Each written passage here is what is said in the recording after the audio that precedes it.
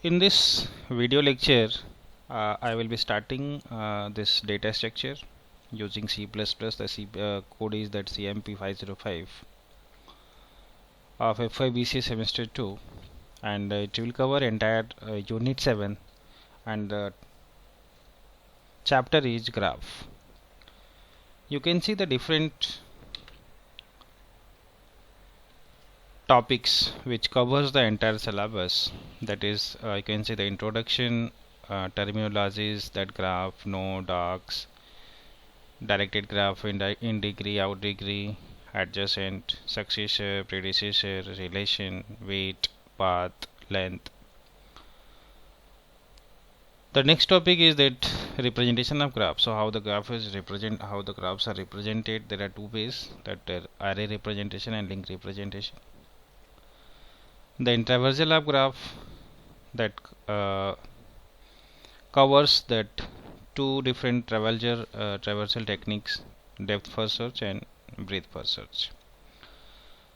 And the last topic for this unit is application of graph. So these are the content under this unit. So it will cover the entire topic of unit 7. Now I will start with this the first topic, what is graph. You can see a data structure that consists of set of nodes, vertices and set of edges that relate the nodes to each other is called as graph. A set of edges describes relationships among the vertices. A graph is defined as follows. So basically, when you are representing the graph, you can see here this G is equal to that V. So where that V stands for number of vertices, and this E stands for the number of edges from the particular graph. You can see here that it can be represented through this graph also.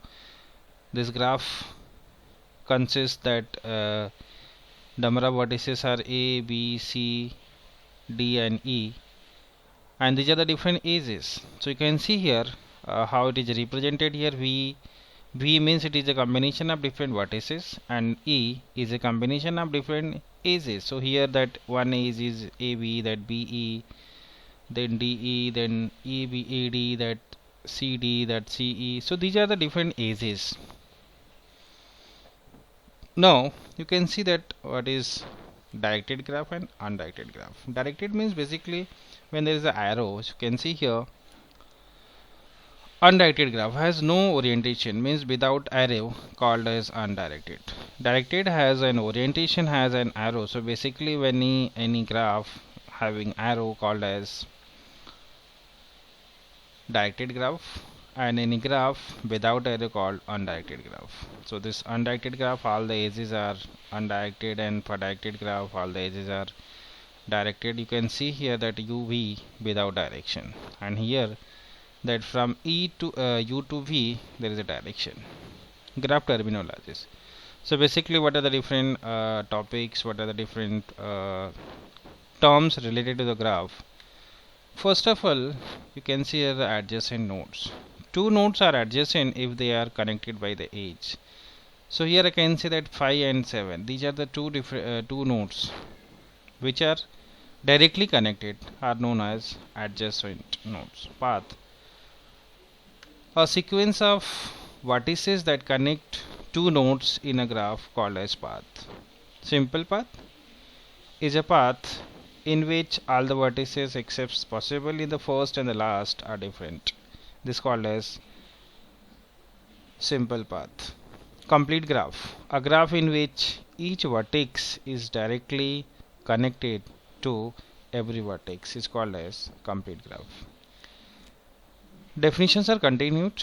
So this the next one is cycle. A cycle is a simple path which with the same start and the same end vertex. So you can say cycle means what? The ending and the starting vertex both are same, is called a cycle.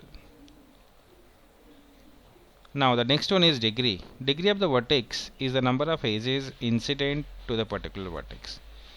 So basically here I can say the degree of 2. So 2 here, that the 1 and 2, these are the two vertices which are incident. So directly connected edges are the degree of the particular vertex. Here you can see here degree of 5. So here degree of 5. So here that 5 you can see that one edge, another edge, another edge. So here the number of edges are 3. So the number of incident edges known as degree. Now you can see here the degree of 3 is equal to 1 here. Now you can find out that 3. Where is 3? 3 here. Now the 3 directly connected edge is only 1. So the degree of 3 is 1 only. Loop. Edges that connect a vertex to itself is called as loop. Path. Sequence of vertices such that each adjacent pair of vertex are connected by an edge. Multiple edges. Two nodes may be connected by more than one edges, and simple graph have no loops and no multiple edges. So these are the definitions. Now we'll move to the next topic, that is called as graph representation. So graph representation in data structure, it can be represented through three different ways: adjacency matrix, incidence matrix, and adjacency list. Now you can see the first one, adjacency matrix. In this representation, the graph is represented using a matrix of size total number of vertices by a total number of vertices. That means the graph with 4 vertices is represented using the matrix of size 4 cross 4. Now you can see the example here with if you are given any graph, it can be represented using the same number of vertices. Now see the definition here. This matrix filled with this 0 or 1 or minus 1. So for this particular matrix, you can see here somewhere this is 1, somewhere it is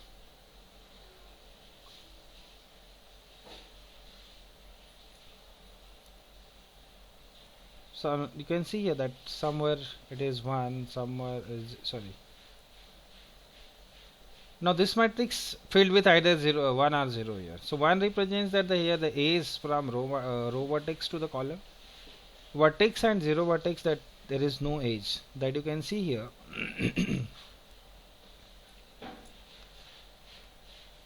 A to B or B to E or this B to D or A to D here. So here that 0 means there is no vertex, there is no edge like A and A. And you can see here that there is no edge between A to A, right? But here the concept of A, 1 means there is a edge between this A to B. You can see here A and B here. So this is 1. So here you can see here that A to B there is a edge. This is, that's why it is written 1. So 1 and 0 means there, if 1 means if there is a path, and 0 means if there is no path. So this is example for undirected graph. Now you can see the example for the directed graph.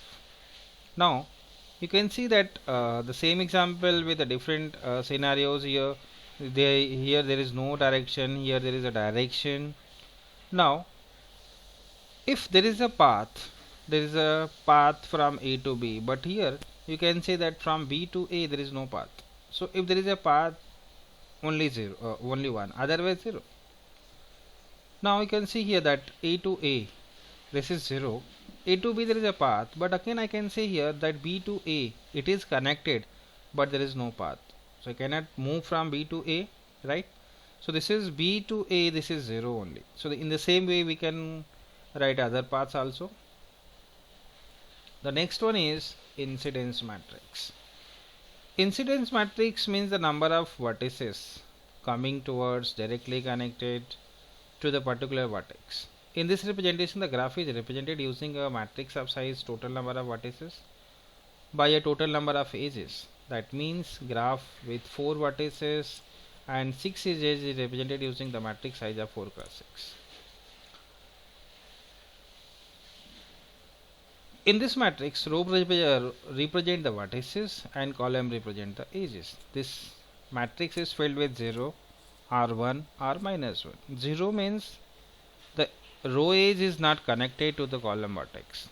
1 means the row edge is connected as outgoing edge and the column vertex, and the -1 represents that the row edge is connected as a incoming edge to the column vertex. Now you can see here this is 1 A and E1. Now here A and E1, A is connected, right?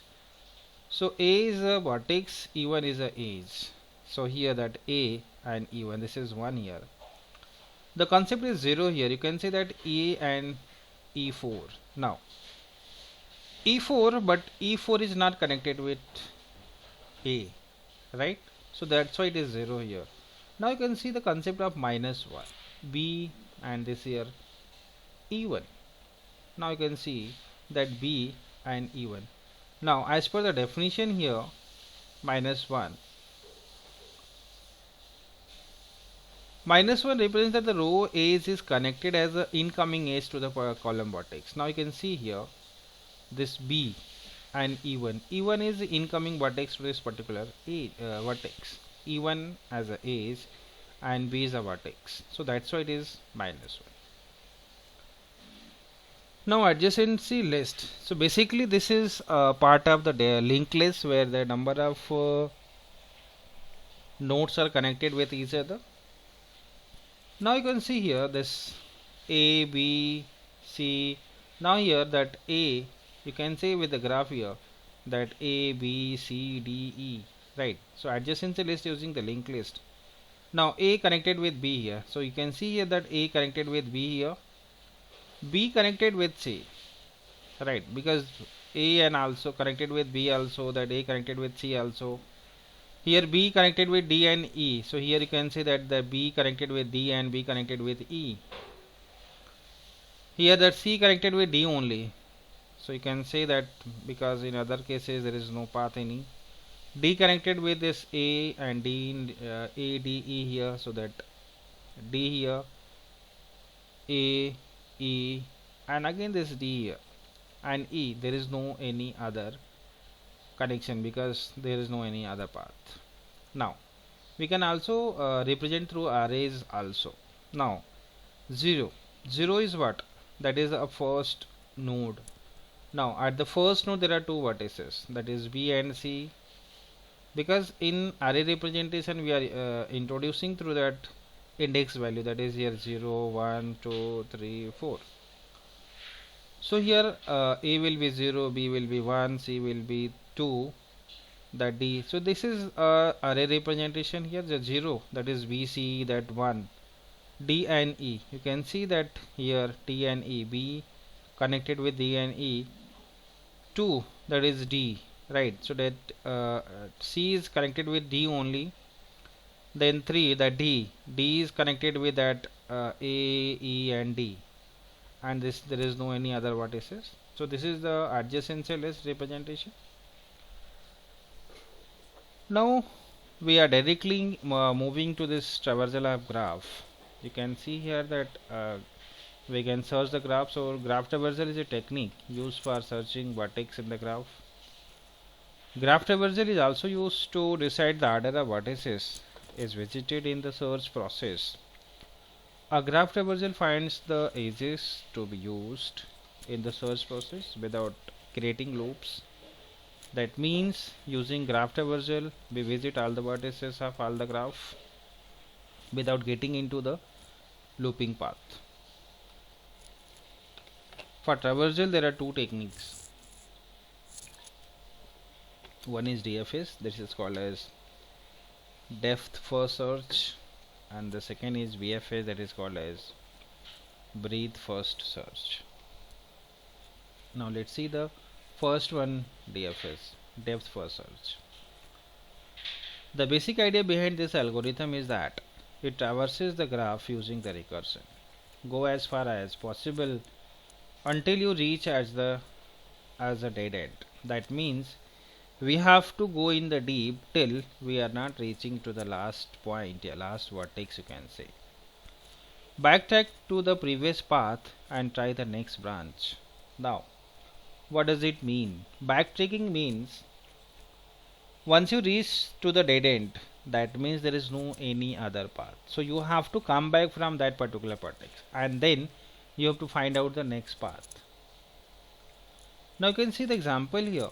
This the graph having the starting the node at node A would be visited in the following order, that here you can see that A, B, C, G, H, I, E, D, F, J. So that A, B, then C, then G, then H, then I, then E, then D, then F, and then J.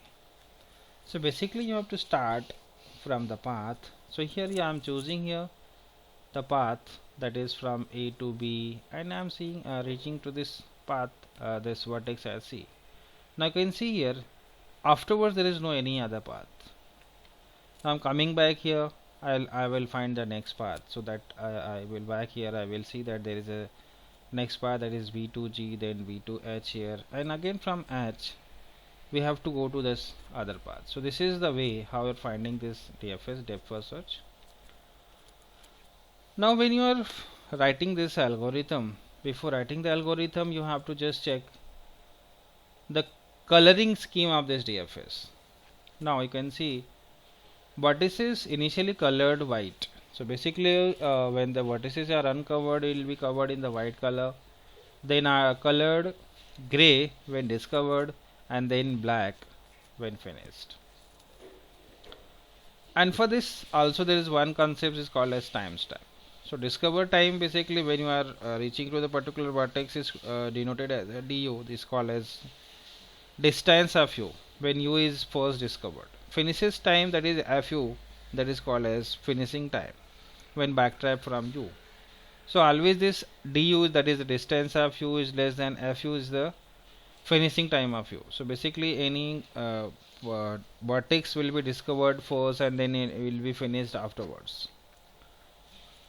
Now you can see this example. Now as I said, you have to start from any vertex.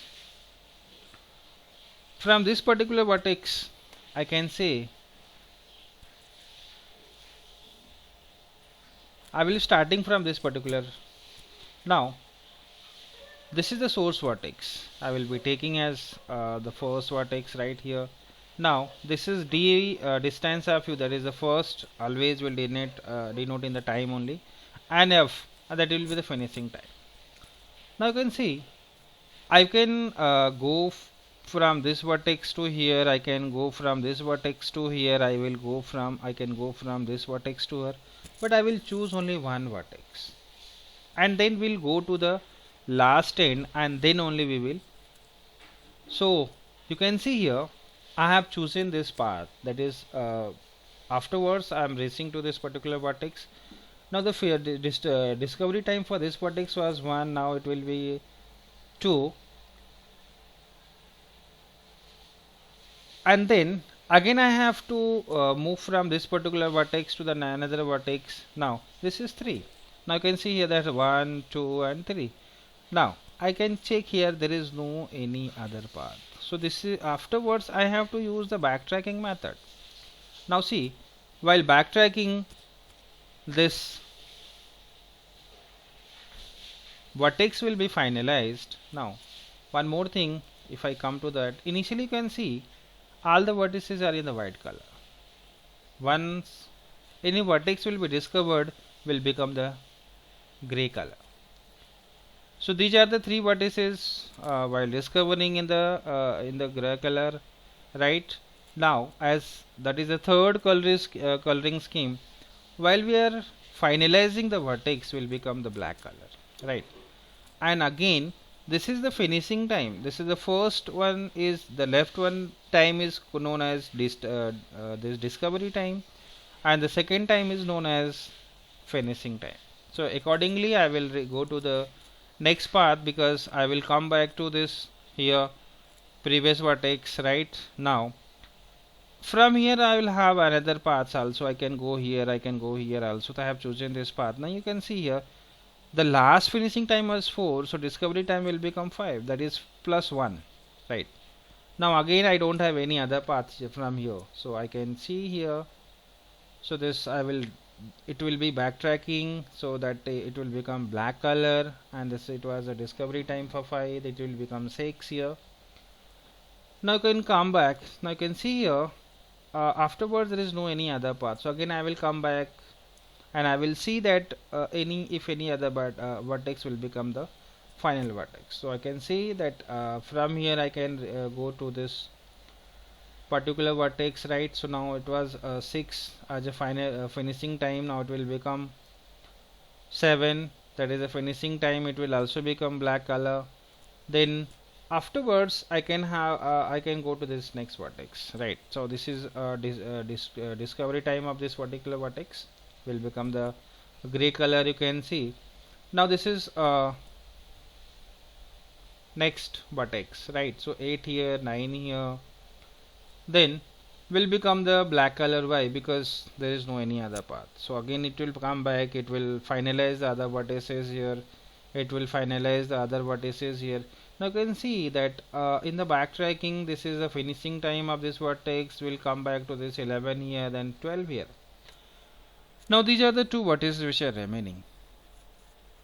Now so first we'll final discover this vertex 13, we'll discover the next vertex 14. Now again here we'll apply the backtracking here. So now the backtracking will become the black color and it will become 15, that is 14 plus 1, and then finalize. So this is what this is called as DFS. So basically we'll have two things. One is initial time, that is a discovery time. One as a finishing time, that is called as backtracking. Now you can see the algorithm here. Basically when we start, so for this particular vertex, each vertex u in V, so whatever vertices we are choosing will be in the from the graph only. Color of u is equal to white, parent of u is equal to nil, and time is equal to 0. If I come back here, initially you can see here all the vertices are in the white color. Then if it is a source vertex, there is no any parent vertex. So you can see that algorithm here. Color of u is equal to white, parent of u is equal to nil, and time is equal to 0. So initially when I start, this is initialization. For each vertex u in V, if the color of u is equal to white, and then you have to start the visit. Now you can see here, as we have seen in this graph, color of u is equal to gray. So if it is a white color, when it will start discovery will become the gray color. Every time you have seen in that previous example, time is equal to time plus 1. So always this time will be increased by plus 1, and d is equal to, here d means what? Distance between discovery time from one vertex to another vertex. So the d is equal to time. For each v in adjacent u, always remember the vertex which will be discovered will be the adjacent vertex. If color of v is equal to white, so again I am talking about this adjacent vertices. If the color of v is equal to white, then the parent of v is equal to u, and then it will become DFS visit. So again this color of v is u is equal to black, and this time is equal to time plus 1, that will become the finishing time. Now you can I will come back to this. I can say as example, now I'm starting with this vertex here. I can say when I starting this the initial vertex, it will become this 1, that is the time plus 1, 0 plus 1, and then I'm finding other vertices. So all the vertices initially when discovered will be in the gray color. Now here you can see when the color when the we are applying the backtracking will become in the black color, and this is what in the right side, this is finishing time, that is so again you have to apply the finishing time. So in the same way all the vertices will become black, and then accordingly the time will be increased. Now we'll move to the next topic, that is next type of traversal coordinate breadth first search. Search for all the vertices that are directly reachable from the root, called level 1 vertices. So again we have to find all the vertices which are adjacent to the particular vertex. After mark all these vertices, Visit all the vertices that are directly reachable from any level, and so on. In general, that level k vertices are directly reachable from up to k minus 1 vertices. Coloring scheme of this BFS. White vertices have not been discovered. That means initially all the vertices are in the white color. Gray vertices are discovered but not fully explored, so they may be adjacent to the white vertices. So remember, all the vertices which are adjacent will be discovered, and after discovering it will become the gray color. Black vertices are discovered and fully explored, so that means when we are leaving the vertex will become the black color, and they are adjacent only to the black and gray vertices. And finally we'll explore the vertices by scanning adjacent list of the gray vertices. Now you can see the algorithm here. BFS G and S. Initially you can say that G means that a graph, S that is the source vertex. So these are the initialization points for each vertex U in V minus S, that is what the source vertex. Color of U is equal to white here, distance of U is equal to infinite, and parent of U is equal to nil. So these are the initialization of the initial vertex. Right now you can see the graph here. As we have seen in the algorithm, initially all the vertices are in the white color, and as we have seen that we are declaring S as a source vertex, so there is no parent for this source vertex, and every vertex will have an infinite value. So here you can see here it is mentioned as infinite here. Now when you start discovery, color of S equal to gray, distance of S equal to 0, parent of S equal to nil, and initially this Q is equal to empty. So whenever you are discovering any vertex will become the gray color, and that will be added to the Q here. So I will start with this vertex, right? As we have seen in the program algorithm, whatever vertex you are discovering will be added to the queue here. So the S is discovered, this S is added to the queue here. Then come back to this algorithm. While Q is not empty, U is equal to DQ, and for each V which is adjacent of U, if color of V is equal to white, then color of V is equal to gray, and distance of V is equal to distance of U plus 1, and then parent of V is equal to U. Now you can see here, starting with this adjacent vertices.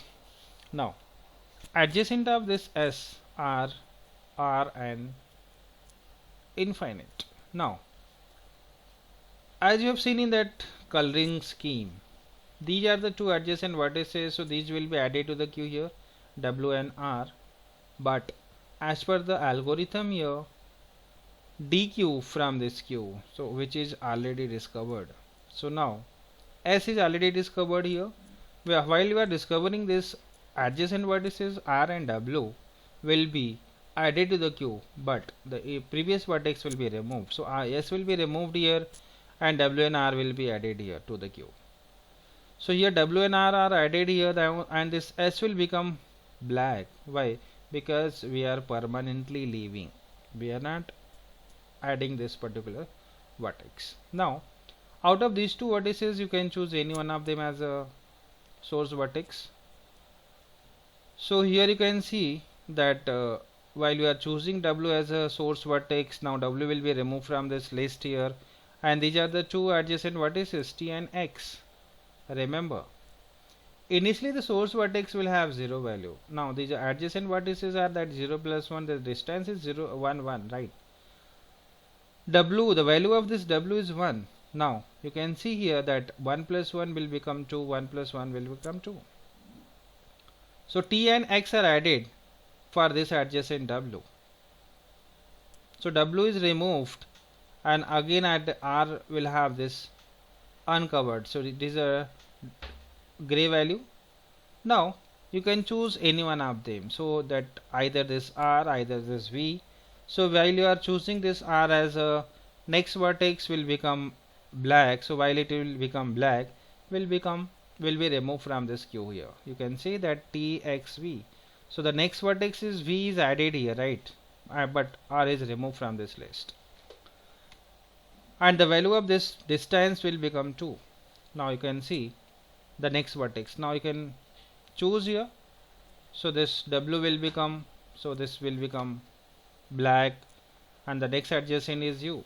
So 2 plus 1 is equal to 3 here. The distance will become 3, right? So next vertex is what? Again you can see from X. So again this X will be removed from this queue and Y will be added here.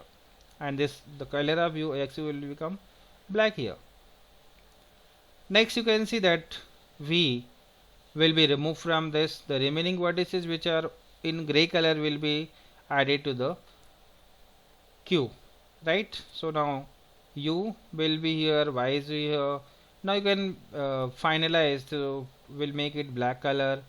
So this is what it will be in a black color. Then finally the next vertex will become the black color. The main motive of this particular graph traversal technique is to make blank vertices at the end. This is the main concept behind this graph traversal technique. Now you can see the application. In computer science graph theory is used for studying the different algorithms. There are different algorithms. One is the Dijkstra's algorithm, Prim's algorithm, Kruskal's algorithm. All the algorithms are used to find the shortest path between two vertices. So basically we can find the distance between two vertices. So we'll have a source vertex, we'll have a end vertex, and we will apply these three algorithms techniques for finding the shortest path. So these are the applications.